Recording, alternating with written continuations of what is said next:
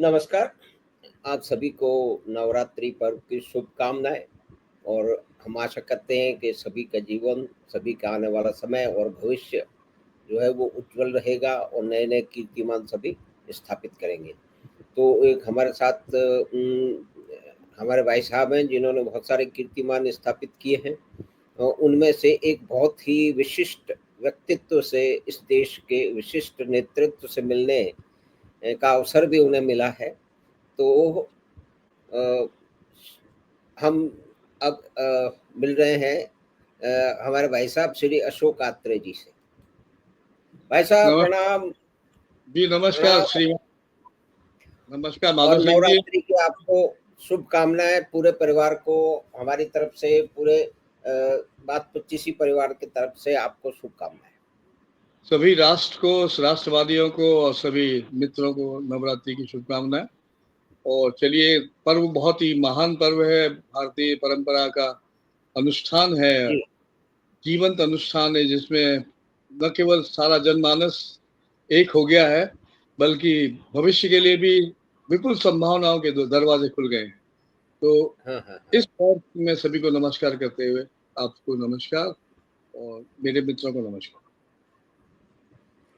तो भाई साहब आपने तो बहुत सारे बड़ी-बड़ी देश विदेश की विभूतियों से मिले हैं, साक्षात्कार किए हैं। तो आप बता रहे थे आपका मोदी जी से भी साक्षात्कार हुआ है, उनसे बातचीत आपकी हुई है। तो उस बारे में भाई साहब आप बताएँ ज़रा, वो कब की घटना है और उसकी क्या स्मृतियाँ हैं? और आज जब आप मोदी जी को देखते हैं, तो उसके बारे में आपका क्या आकलन है? आपका स्वागत है भाई साहब बात 25 में।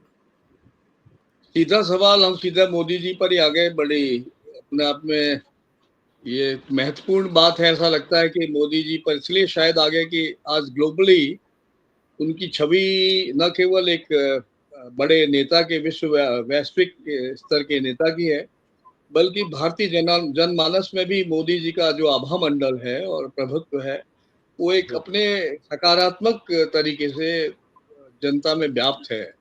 और उनकी सारी जो उपलब्धियां हैं पिछले पिछले 2-3 कार्यकाल की, वो भी अपने आप में कम महत्वपूर्ण नहीं है। तो विशेष रूप से नवरात्रि के पर्व पर अ, राजनीतिक पार्टियों को, सामाजिक सांस्कृतिक सभी मंडलों को, दोस्तों को मेरा नमस्कार। मोदी जी की जो बात है वो एक्चुअली मुलाकात तो बहुत पुरानी है।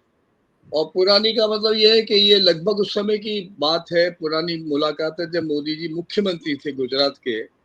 कार्यकाल एग्जैक्टली याद नहीं, किंतु मैं उन दिनों लगभग 2008 से 12, 15, 20 तक मेरी गुजरात से जुड़ी हुई बहुत सारी यात्राएं हैं। उसका जी। कारण ये भी है कि मैं थोड़ा घुमंतू भी रहा हूँ, और पत्रकारिता और सांस्कृतिक मेरी यात्राएं, कला से जुड़ी हुई यात्राएं और इतिहास परक यात्राएं, पत्रकारिता से जुड़ी हुई यात्राएं मेरी हमेशा, मैं उनको प्रबंध अपने स्तर पर उनको एक्सप्लोर करता रहा हूँ। तो उसी जी। एक दौर की बात है जब मैं मोदी जी से भी मिला था। उसके पहले मैं गुजरात, मेरा लगभग जाना पहचाना क्षेत्र रहा है। मैं वहाँ स्थापित जो देवी के मंदिर हैं, मठ है, सारी जगह मेरा आना जाना रहा है। इसके पहले मृणाली साराभाई से मेरे बहुत गहरे संपर्क रहे हैं, संबंध रहे हैं। वहाँ के हुँ, जर्नलिस्टों से संपर्क रहे हैं। और उस समय मैं जब राजकोट में भी मैं जाता था, तो राजकोट में भी जवाहरलाल नेहरू के जो खास बड़े फोटोग्राफर थे, जो सारा उन्होंने कवरेज, पूरा जीवन जवाहरलाल नेहरू कवर किया, उन फोटोग्राफर से भी मैं मिला। मैं महात्मा गांधी के राजकोट में उस आश्रम में भी गया जहाँ गांधी जी ने स्कूलिंग किया था, हाई स्कूल पास किया था। वहां भी मेरी लोगों से बातचीत हुई थी। मैंने बहुत सारी फिल्में भी, डॉक्यूमेंट्री भी बनाई और पत्रकारिता भी की। वो जो जी दौर सर। था जब मैं किसी से मिला, उस समय दिग्दर्शक एक अखबार निकलता था, और निकल रहा है अभी भी, लगभग 50 वर्ष से भी अधिक पूरे कर लिए हैं, लखनऊ से दिग्दर्शक अखबार निकलता है। और वो मेरे एक मित्र विनय जोशी उसको निकालते हैं, उनके फादर उसको निकाल रहे थे, विनय जोशी आजकल उस अखबार को निकालते हैं। उस समय संयोग से दिग्दर्शक का मैं गुजरात का विशेष संवाददाता था, और वहां मैं अहमदाबाद में सेटल्ड था और वहां रहता भी था। इसके दो कारण थे। एक तो ये था कि मैं इंडिपेंडेंटली गुजरात में दिग्दर्शक को देखता था। दूसरी, मेरे बेटे भी, मेरे पुत्र भी वहां पर एक बड़ी पोजीशन पर बैंक में नौकरी करते थे, तो मेरा आना जी। जाना, घूमना जाना बहुत सहज सुलभ था। मृणालिनी साराभाई से मैं मिलता रहता था, वहाँ के कलाकारों से, फोटोग्राफर से, आर्टिस्टों से, आर्कियोलॉजिस्टों से, सबसे मिलता रहता था। गांधीयन आइडियोलॉजी से जुड़े हुए लोगों से मिलता था। तो इसमें विशेष रूप से मोदी जी से जो मुलाकात हुई वो इसलिए हुई कि मैंने मोदी जी पर एक विशेष पॉलिटिकल रिव्यू भी मैंने किया था मिलने से पहले। और उस समय केशुभाई शायद उनका विशेष प्रभाव था और अपोजिशन लीडरशिप भी बहुत स्ट्रांग थी। और मोदी जी अपनी परिस्थितियों में राजनीति में जमने की बहुत जबरदस्त कोशिश कर रहे थे। उनके खिलाफ भी बहुत जबरदस्त लोगों में मूवमेंट था। और कांग्रेस उस समय की तत्कालीन कांग्रेस दूसरी पार्टी है, मोदी जी को उखाड़ने के लिए बहुत कोशिश कर रही थी। गोजरा कांड भी हो चुका था जब मैं शायद मिला था। और उसके जी। बाद मेरा मिलना उनसे हुआ। और ये हुआ कि मैं अचानक सहज रूप से मैंने मॉर्निंग में फोन मिलाया और मैं कनेक्ट हो गया। मोदी जी ने मुझसे, उनके पीए ने बातचीत की और फिर मेरे से मोदी जी ने फोन पर बातचीत की। और नेक्स्ट मॉर्निंग में मेरी उनसे मुलाकात तय हो गई। अभी एग्जैक्टली 12 के आसपास, 2012 के आसपास या उसके, मेरे ख्याल में it should be around that year. I have to confirm it and you can also confirm it. उस समय मैं, जो वित्त मंत्री थे भाजपा के केंद्र में, वो और बाकी जो पॉलिटिकल लीडर थे, विशेष रूप से ओम प्रकाश माथुर गुजरात अफेयर्स को देखते थे। और उसके पहले 2-3 पॉलिटिकल मूवमेंट्स में, मीटिंग्स में मेरी उनकी पॉलिटिकल नेताओं से सबसे बातचीत हो चुकी थी। और मैं एक्टिव पॉलिटिक्स में तो नहीं था, किंतु जर्नलिज्म में जितना संबंध होता है उतनी गहरी पॉलिटिक्स से मैं सबसे कनेक्टेड रहा हूँ। उसी दौर मोदी जी के घर में मेरी मुलाकात हुई। मुलाकात सुबह के समय, चाय के समय तय हुई थी। और जब मैं वहां पहुंचा तो मोदी जी बरामदे में बैठे हुए मेरा इंतजार ही कर रहे थे। और उसमें आप देखिए कि 15 मिनट, लगभग 10 से 15 मिनट मुझे देरी हो गई थी। और ये मेरे लिए अपने आप में मुझे बहुत ही लग रहा था कि कैसे क्या होगा, और मैं लेट हो गया था। तो मोदी जी भी बुढ़े पर आराम से बैठे हुए थे। बहुत छोटा बरामदा था, कोई बड़ा, कोई पैलेशियस कोई जगह नहीं थी, एक सिंपल प्लेस वाज देयर। 4-5 बुढ़े पड़े हुए थे और बरामदे के साइड में उनके पीए का कमरा था और मोदी जी वहां बैठे थे। तो मैंने उनको नमस्कार, सीढ़ियां चढ़ के नमस्कार किया। तो उन्होंने के लिए कहा, आप बिराजी बैठिए। फिर उनकी आंखों में ये भाव निश्चित रूप से था कि मैं मेरे मुझे विलम्ब क्यों हो गया, क्या कारण है देरी का। उन्होंने पूछा नहीं मुझसे, किंतु मुझे अपने आप में जवाब देने की मेरी इच्छा हुई कि I should tell him why I became late. तो मैंने शुरुआत इस बात से की। मैंने कहा, नमस्कार मोदी जी, आपको बहुत बहुत मेरा नमस्कार। मेरी आपसे मिलने की बहुत दिनों से इच्छा थी और मेरा दायित्व भी बनता था, बीइंग ए जर्नलिस्ट। एंड मैं यहाँ का चूंकि स्पेशल करेस्पॉन्डेंट हूँ, मैंने दिग्दर्शक की उनको मैगजीन की कॉपी दी, जो अपने अपने अच्छी पत्रिका थी। और उसके बाद मैं सेटल्ड हुआ, मुद्दे में बैठा। मैंने कहा कि, उन्होंने कहा, आपको क्या कारण, क्यों देर क्यों हो गई। तो मैंने कहा, देरी आपकी वजह से हुई। उनको आश्चर्य हो, तो हल्के से मुस्कुराए, जैसा उनकी आदत है।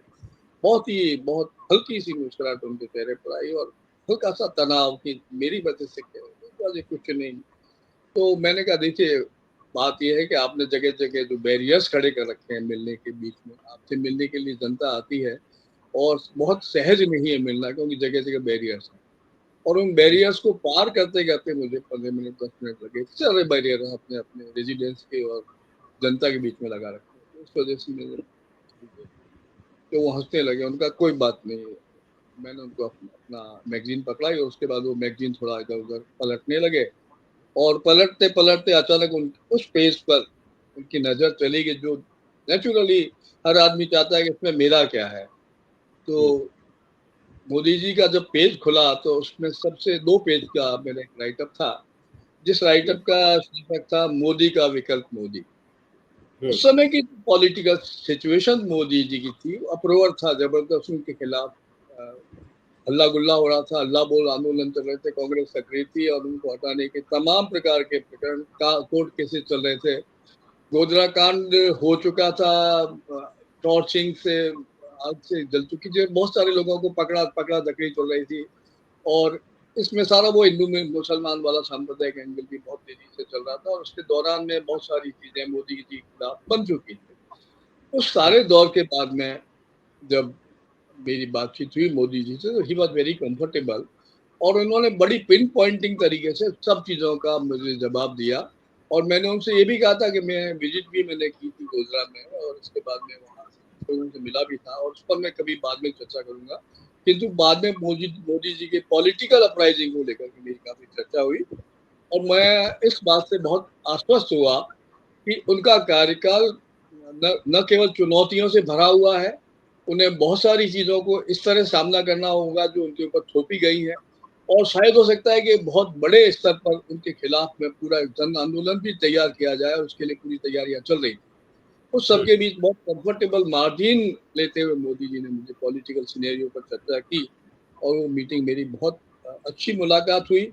क्योंकि मोदी जी को उसके बाद जाना था, तो लगभग आधा घंटे के आसपास या 20, 25, 30 मिनट उन्होंने मुझे दिए, और उसके बाद उन्होंने पीए से कहा कि आप अशोक जी की मीटिंग मेरे साथ शाम की टाइम या कल इवनिंग में आप इनकी तय कर दीजिए, वहाँ मेरे मंत्रिमंडल में मुलाकात मुख्यमंत्री के ऑफिस में, और तय हो गई। लगभग उसी दिन शाम के ही समय मेरी मीटिंग तय हो गई। किंतु ये एक मेरा मानिए कि एक राजनीतिक मेरी एक कमजोरी थी कि मैं मोदी जी शाम को नहीं मिला। उसके बजाय मेरी एक मित्र थी वहां गुजरात में, जो चीफ सेक्रेटरी थी, सुधा आंचलिया। उनके मित्र भी मेरे मित्र थे, माणिक आंचलिया, जो कि उसमें एयरफोर्स में थे, और उनसे मेरा डिनर तय हो गया था। तो बजाय मोदी जी से मिलने के शाम को मैं माणिक आंचलिया सुधा जी के घर चला गया, जहाँ 2, 3, 4 घंटे हमने बातचीत की। और उस बातचीत से मुझे ये फायदा हो कि गुजरात की जो पॉलिटिकल जो कल्चर है, जो पॉलिटिकल एडमिनिस्ट्रेटिव जो मेजर्स हैं, नीतियां हैं, गुजरात की पॉलिसीज हैं, उनकी क्या पोजीशन है, उनको मोदी जी किस तरह टैकल कर रहे हैं, बावजूद इसके कि उनके खिलाफ बहुत सारे चार्जेस थे, बहुत सारी उनके खिलाफ मूवमेंट चल रहे थे, और उनके क्या प्रोग्राम्स महत्वपूर्ण थे जिनको मोदी जी टैकल कर रहे थे, और किस तरह से वो भाजपा की राजनीतिक पहचान को प्रतिष्ठित करने में लगे हुए थे, और किस तरह से वो अपने ऑर्गेनाइजेशन सेटअप को बहुत स्ट्रॉन्ग बना रहे थे। उसके लिए ओम प्रकाश माथुर राजस्थान से उनकी मदद में थे। गुजरात में उनकी अपनी टीम थी, और वो कंफर्टेबल तरीके से आगे बढ़ रहे थे।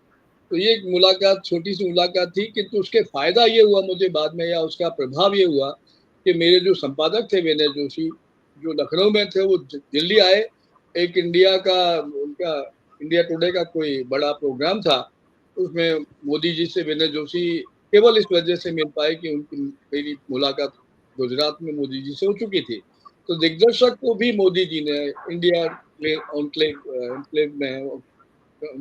में उन्होंने स्पेशल बुला के समय दिया, और उसके बाद कुछ मौके मिलते रहे कि मैं तो नहीं मिला मोदी जी से, किंतु बाकी पॉलिटिकली, सोशली, कल्चरली उनके ग्रुप से एक एसोसिएशन बना रहा, और हम लोग लगातार मोदी जी के संपर्क में हैं।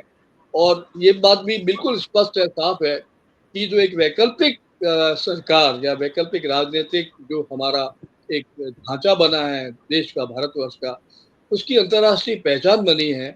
और ये बात साबित हुई है कि कांग्रेस का कोई विकल्प, स्ट्रॉन्ग विकल्प बन सकता है, जो पॉजिटिव तरीके से, सकारात्मक तरीके से देश को आगे ले जा सकता है। ये छोटी सी बात है, इससे जुड़ी हुई कुछ और बातें हम बाद में करेंगे आपसे। जी। तो भाई साहब, जब आप मोदी जी से आपने समय लिया और मिलने की आपकी इच्छा हुई, और फिर बाद में आपकी मुलाकात हुई, तो जो पहले आपकी छवि आपके पास थी, आपके दिमाग में गड़ी हुई थी, जो भी कुछ उनके बारे में बातें सुनी थी, पढ़ी थी, तो उसमें कोई परिवर्तन हुआ उस भेंट के बाद में? एग्जैक्टली बात तो ये थी कि मेरे दिमाग में मोदी जी की उस समय कोई विशेष छवि थी ही नहीं। अच्छा। मैं दूसरी तरह स्टेट्स में जो पॉलिटिक्स चलती थी, चाहे यूपी में चल रही हो, या महाराष्ट्र में चल रही हो, या तमिलनाडु में चल रही हो, या केरल में चल रही हो, जो राजनीतिक व्यवस्था या एक प्रकार का विरोध या अंतर्विरोध, जो जैसा जो कुछ भी राजनीतिक स्तर पर आफ्टर नेहरू जो कुछ भी स्थितियां बनी थी, या इंदिरा जी की वजह से जो परिस्थितियां बनी थी, उन परिस्थितियों में जो गुजरात की छवि थी, लगभग वैसी ही छवि मेरे दिमाग में थी।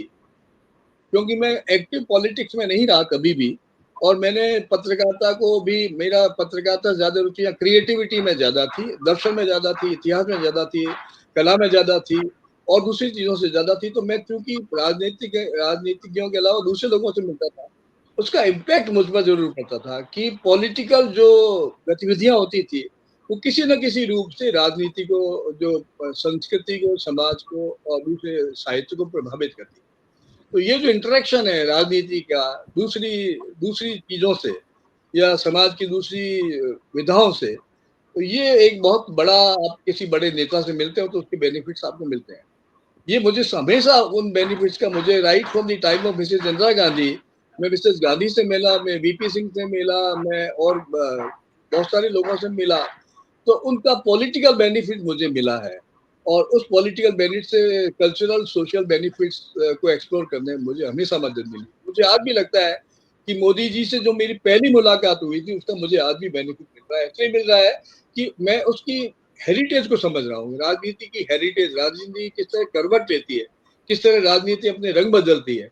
तो आप देखिए, गोधरा कांड जब हुआ था तो मैं गोधरा खुद मैंने विजिट किया था, और उसके बाद में उस विशेष रूप से उस महिला से मैं मिला था जो ट्यूशन करती थी रात को 10 या 11 बजे, वहां पर उस इलाके में गुजरात जाकर के ट्यूशन करती थी, और उस ट्यूशन की वजह से उसके साथ दुष्प्रवृत्तियां हुई और उसके साथ दुराचार हुआ।